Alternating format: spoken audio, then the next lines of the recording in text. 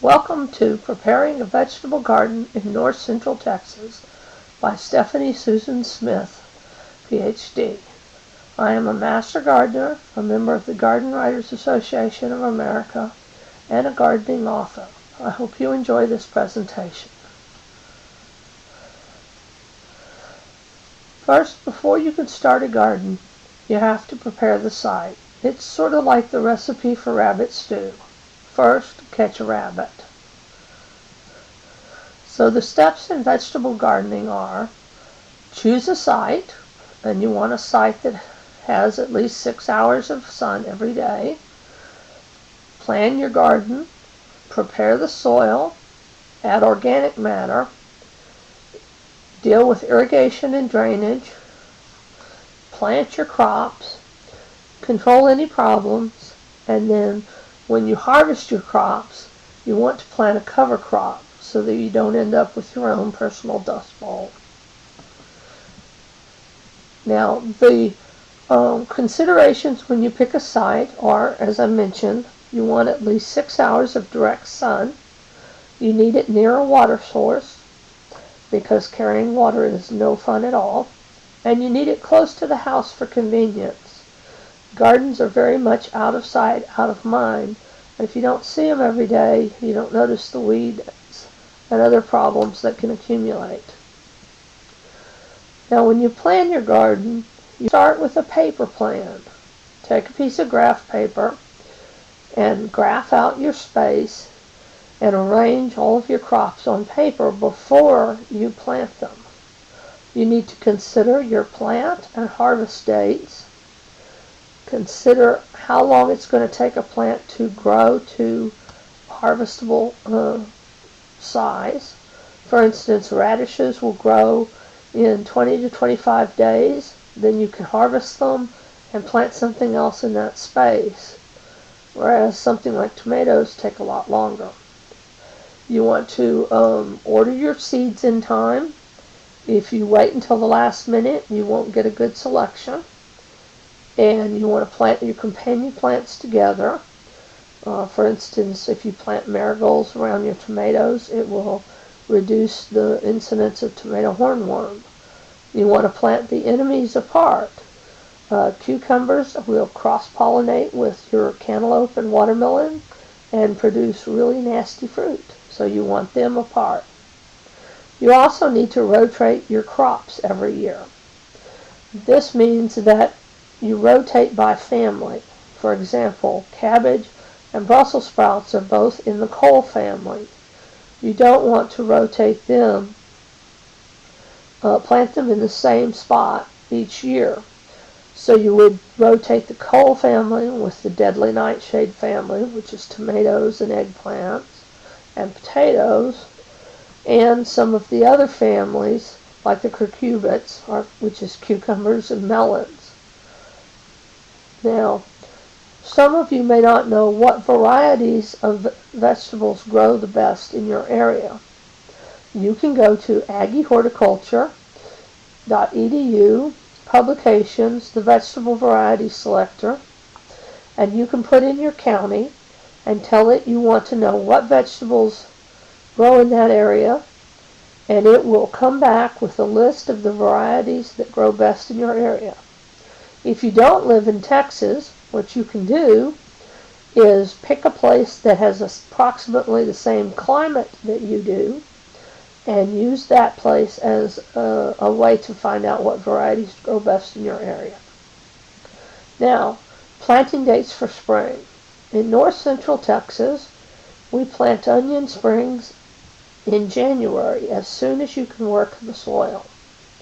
In early February, you plant cold hardy crops: cabbage, beets, broccoli, cauliflower, snap peas, radishes, lettuce, asparagus. The old-timers plant potatoes on February 14th. You can also plant strawberries in early February. In early April, you plant the warm weather crops: black-eyed peas, corn, beans, squash, melons, cantaloupe, cucumbers, tomatoes, and peppers. Now in the fall, the planting dates are reversed. You plant Tomatoes and peppers first in early to mid-July. In early August, you plant the rest of your warm weather crops.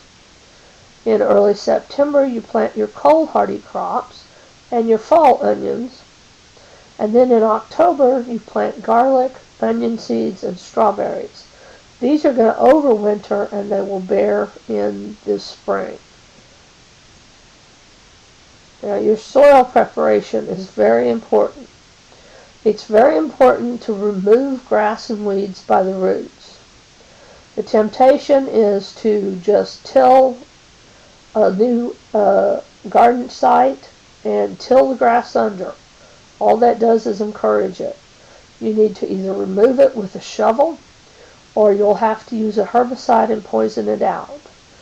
If you use a herbicide, you won't be able to use one until the soil temperature is approximately 60 degrees, which is late March in our area. That means you'll miss your spring planting, but you'll be able to plant your summer garden. Once you've gotten rid of all the grass and weeds, you want to spade or plow the ground at least 6 inches deep at least 3 weeks before you plant. Then right before you plant, you want to rework the soil with a rake into a fine seed bed. Finally, this is a good time to run a soil test. A soil test will tell you what nutrients you have in the soil and what nutrients you need to add. In our area, we have a lot of phosphorus and potassium, and if you add those to your garden, you can actually make your plants sick by overdosing them on it. So you want to do your soil test and know what's there. Now, while you're spading your ground up down to a 6-inch depth, you want to cover that ground with 3 inches of compost and work it into that 6 inches thoroughly so that it's completely mixed in. This will break up your heavy clay, add organic matter to the soil, and it will improve its capacity to absorb water and hold it so that the plants can use it when they need it. Once your plants come up, or you transplant them, you'll want to build up a layer of 3 inches of mulch around the plants so that weeds can't grow through. This also adds as a moisture barrier to help hold the moisture in the soil so that things don't dry out as fast. Speaking of soil moisture, you want to make sure that you have your irrigation and drainage taken care of. One of the first things is when you pick your site, make sure that your garden will drain. Don't put it in a low spot that becomes a pond every time it rains. It will drown your plants. Make sure you have a water source. Best are soaker hoses or drip irrigation. The first 2 weeks plants are transplanted or you plant your seeds, you need to water daily so the roots can get established. Once that's been done, you need to water 1 inch of water twice a week. The easy way to do that is put out a tuna can, water until the tuna can is full to 1 inch, and then move on to the next section of your garden. The best time to water is early in the morning. Now, drip irrigation is the gold standard for watering. It gives the water directly to the roots of the plant and wastes as little as possible. You can see the hoses here, and when this is actually planted, the plants will be planted along these lines, and then as they come up, mulch will be put over this to cover up these hoses, and it'll provide a moisture barrier so that when these emit, the water goes directly into the soil and to the roots of the plants. When you plant your crops, there are some things to remember. First of all, green side up. Observe your planting depth. If the plants are supposed to be planted 1/2 inch deep and you plant them 1 inch deep, the seeds will starve before they make it to the surface where they can start producing food. Also, you need to water your crops in, especially when you're transplanting plants. Otherwise, all of the moisture will wick out of the plant into the soil and they'll wilt and die. Now, assuming that you have all of your plants planted, you want to control problems as many as possible. First of all, for weeds, if you mulch, you help keep the weeds under control.